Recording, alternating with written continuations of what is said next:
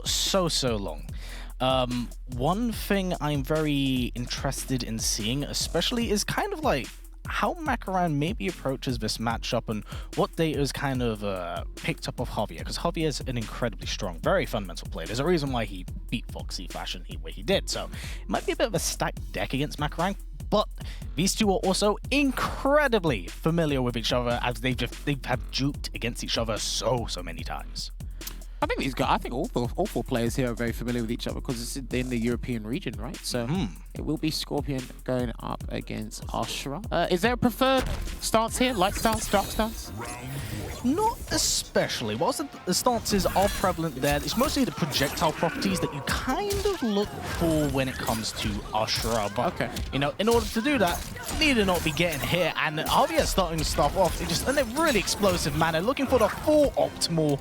This is a really strong showing right out the gate, and he still has an extra bar to work with at this point. I mean, early just under 400 damage here, and he's actually going to inflict even more damage from this situation. Tell you what, man, Scorpion looks good if you're good. Yep, straight up, and right now, just two combos? Two combos looking incredibly strong. Makoran just simply hasn't got the engine going properly, and there's that stray glaive once again catching out Makoran. That was an extremely dominating performance from Javier. You just can't have a bad day at the office against Scorpion, it seems. Javier's just going to capitalize off that, really show you and illustrate the strengths as well. And you can understand through his movement, the matchup knowledge he has, and just the awareness, the spatial awareness, especially in these kind of things. Yeah, right now, just Javier just has Makoran's button. He just cannot get the engine going. Might be a little bit too late. Is able to get wake up buttons, but you know, he has to maintain this momentum. Now, something that Javier is actually forcing Makoran to do is utilize the projectile immunity that Chameleon can give you. Why? He's been clipped by that stray glaive so many times. It's made him a little bit paranoid. And, you know, the cameos for Chameleon is extremely important because maybe you just want to go for that damage. Well, it could be vital, gets the forward throw. It could be vital that because you're allocating your decision with the cameo to kind of get that projectile invincibility, you're not going to be using the katana lift or, you know, the glaive somewhere else. And that might actually work out in Javier's favor. There you go. Gets the forward throw there, does Makoran. Looking to turn things around here. Yeah, maybe was a little bit flustered that first game, has brought it back and looked a little bit more comfortable. We're going to see a lot of adaptation and counter-adaptation throughout this game plan, but right now, things both players feeling each other out, but the stray glaive once again. And you know that came out immediately after he blocked the first one, thinking he could actually move, but good awareness there from Javier. Yeah, always going to get the full combo off that. Very smart. Of course, in this game, when it comes to cameos, can actually combo often with the backwards throw. Gonna get that knockdown there as well. Good blocks there from Javier. Yeah, Makoran right now just content with blocking. Is going to knock out the Chameleon. We'll be back in a bit. Do you know what's baffling sometimes? Is when they throw out the first glaive, you get this weird hit and you think it's about to come back, but it doesn't. So they have this weird, like, moment of silence, awkward moment. So, what do we do now? We're just maintaining it's legit. It's like, so we just keep locking eyes with each other, or what? What's part of the script? All right, gonna get the launcher here. And then gets the grab as well. Yeah, grabs Makoran. I believe it was out of a standing one right there. Probably looking and reading what he was doing, looking to challenge it. Well, if he gets a clean hit now, he's won. If Makoran gets a stray hit though into a conversion, it's just going to be a combo breaker. I was going to say I'm feeling a raw spear at full screen right now, but nice, close out the timer. Yeah, Makoran simply had to chase him down and fish for that hit with 14 seconds left on the clock there. A few of these matches have almost gone down to a timeout here. Yes, as you know, we like to joke about Foxy being a time enthusiast in that instance, but it's generally the nature and pace of how a lot of these higher level players do actually approach the game. Look, man, in some fighting games, the clock is your best friend and your worst enemy, and it's actually neutral. It doesn't discriminate. It works for both parties. So if you do the legwork, I'll reap the rewards if it runs out of time in my favor. Yes, and Makoran forced to break pretty early. Unfortunately, does not read the teleport. Unlike Javier, now has a corner to work with, looking for that strike throw game. Looked for it. Makoran challenged it. Couldn't quite get anything off it, however. Stagger heavy game. Ooh, he looked like that was a read. Like he tried to catch Javier walking backwards there, Makoran, but didn't quite work out. So he's going to get conversion from the katana lift. Ooh, this is a nice bit of free damage. Currently looking to make this a Twitter video. Ugh. Okay. 236, not too bad. That looked like it had a fair bit of scaling to it, so... Yes, that's one of the things. That's the exchange of being able to kind of grab off throws. It does scale pretty heavily, but I mean, hey, being able to get 23% off that's not bad. Grab, you might as well be a command grab character. Well, Javier's looking to run away with it and build a 2-0 lead here. Gets clipped by the first part. Luckily, the second part of the glaive didn't need to make any form of connection.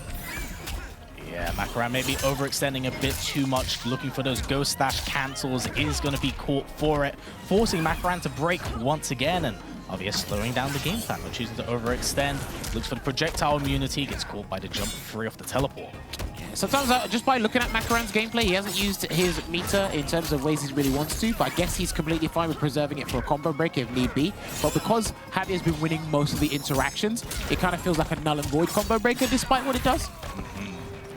1,000,000%. Goes for the back one into it, wants to knock out the chameleon as much as possible. Now, Javier does have 3 bars to work with, is closing into Fatal Blow as we speak. Oh, we can see a Shuri Glaive soon. Oh, there it is, upwards projectile. Yep, there's the breaker. That's probably the one round Makoran needed, but he forced the combo breaker, so if he can close out this round, there it is. It's looking pretty good. He's got the slight meter advantage as well, so he could actually make this one apiece here, Warrior. I can absolutely see that. You know, Makoran a little bit slow to start things off, but absolutely just sinking into his prime, choosing a challenge to Chameleon, knock her out of things. Good check on the knee. He tried. Yeah, that strike throw game does all line up nicely. Gets the glaive, gonna go into the dark stance. Checks with down 1. Okay, well, he's looking for a whip punish opportunity there, but didn't quite work out. Gets interrupted by the Jade Glaive, doing its justice. Now, that is something I do want to point out and highlight. Javier has actually been keeping a very close eye on his cameo and reacting to when Makoran goes for the Ghost Dash, predicting, and when he sees that go into play, he's like, I'm going to throw out the glaive because you will no longer be invincible. I know you want to take your turn, but it's still going to be mine. Kind of turns into a scramble as well. Oh, absolutely. To some degree, I should say. Gets a throw counter as well. That's going to be big. Quite as big as I thought it was, but... Yeah, 1 touch to death. Unfortunately, didn't switch to the Kitana cameo in time. But, oh wait, this is... Yeah, has to break. That was absolutely death. But next hit wins. It has to be a full combo, though. Oh, yeah, oh, okay. Good block. Yeah, challenges. Can he get the chip? Oh, surely! There's the Ghost Dash, and Makoran puts a point for himself on the board. Looking much, much better there. Probably a little bit... Again, probably was a little bit flustered. Javier right out the gate, looking very, very strong with Makoran, doing these small, tiny little adaptations that really do build up. Well, 1-1 is the scores on the doors at the moment. Immediately kicks things off with 2 Jade Glaives. He's been doing that a fair bit in this set, and I see he swapped over to Kitana as well. We're going to see Kitana lift soon. Yeah, now one thing I do want to point and highlight, this was behind the scenes. These two were training and playing against each other long before the stream started up. So there's a lot of different multitudes and layers going into this matchup. How much did I sandbag my opponent in casuals? How much is real? You get to discuss. Obviously, these guys are good friends. Like, really exchange that conversation, that knowledge, changing each other's perceptions, especially when these are one of the best, if not the best, cameo in the game currently. Yes, arguably so, arguably so. We may be back in the age of spin to win with Cyrax, but, you know, I feel both these players are very content with Chameleon right now. Good block on the teleport as well. I like that he went for the teleport there, Javier, just to get some position advantage, it seems. Yeah, checking with the knee, gonna go into the side switch. Beautiful flawless block, does not want to have to deal with any of that damage. Makoran, it will take about 2 interactions to win here, but there's we're talking about team spin to win. There's a reason why. This man constantly paired himself up with Cyrax, put you into the spear, went into it, and go into a block string. That doesn't sound fun at all. It isn't, unless you're the one doing it. Yeah, I mean, typical fighting game. Runs away. Oh, okay. He tried to run away. Because remember, when he's got a huge life lead, he runs away to give that false illusion. He's going to play like the lame game with the screen control, and he just teleports right behind your back. Classic Scorpion. Javier right now, was that a near perfect? Beautiful blocks, couldn't quite get the full punish. Makoran, on the other hand, is going to spend as much meter and do as much damage as possible. He has to. He's 6, going to get the backwards throw. Things looking really good for Makoran. That is so incredibly difficult to do. I'm surprised he tried to pull it off there, especially with the low damage as well. But he's going to get thrown for his troubles there. And Javier does have a combo breaker on deck, and I think that's going to be it. Yeah, just about. 2-1 to Javier. Looking really, really good right now. And, you know, of course, every round and every point really, really does matter in this case and scenario. Yes, indeed. So Makoran has to make this as difficult as can be. But then the other thing I've noticed as well is what's interesting is it's just the decision when to do the combo breaker, especially against a high damage output character, as from what I'm seeing with Scorpion right now. Because doing combo breakers are basically the chief executive offers the decision at certain time. Big unfortunate for Javier. Well, unfortunately, mistimes his combo is going to get quite a drop, and Makoran's going to go for the blood. My goodness me, 45 damage. Very smart from Makoran. Took quite a light deficit at the start of things. Was like right back into the fray. Not out the fight.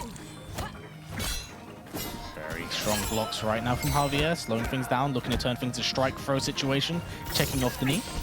Yeah, it's backing up. I'm feeling a raw spear. It's coming up. I mean, he used it a fair bit in his previous set before. Not too much here, though. I think he's confident in just that mid-range game. Get those clean hits with the high damage output. Oh, yeah. Okay. Almost got it there. There's a throw. Not quite done yet. Yeah, almost out of it. But that was the next layer. Again, as I said in the previous game, Javier's kind of been reacting to when Makoran's been looking for the Ghost Dash, trying to mix him up, switch up the sides options. And Javier's like, all right, cool. Do that. I'm going to throw out Glaive. I'm going to challenge you. And Makoran was like, I know you caught me last time. I'm going to block.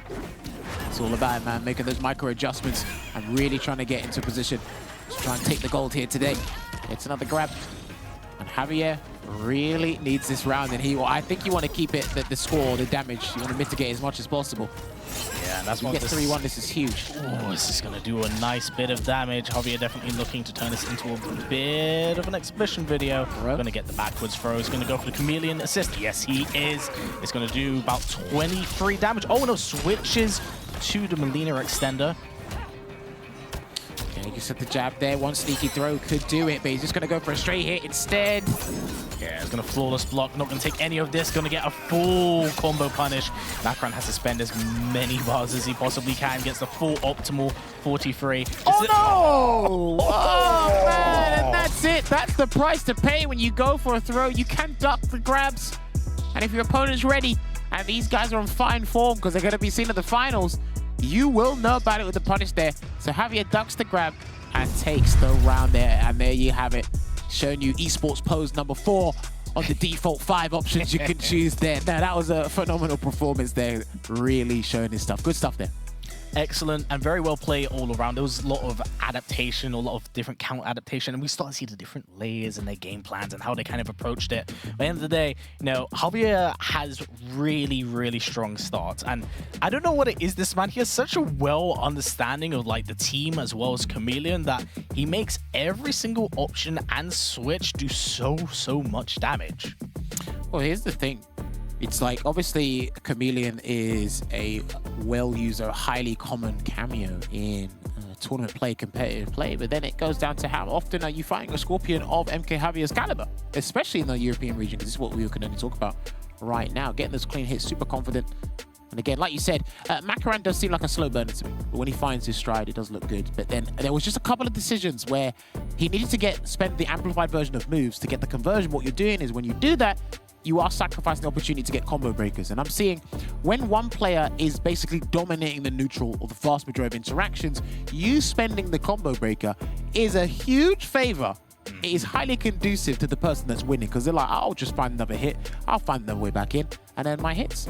Yeah, and that's actually one of the things I do want to point out, because combo breakers originally in previous MKs did cost 2 bars.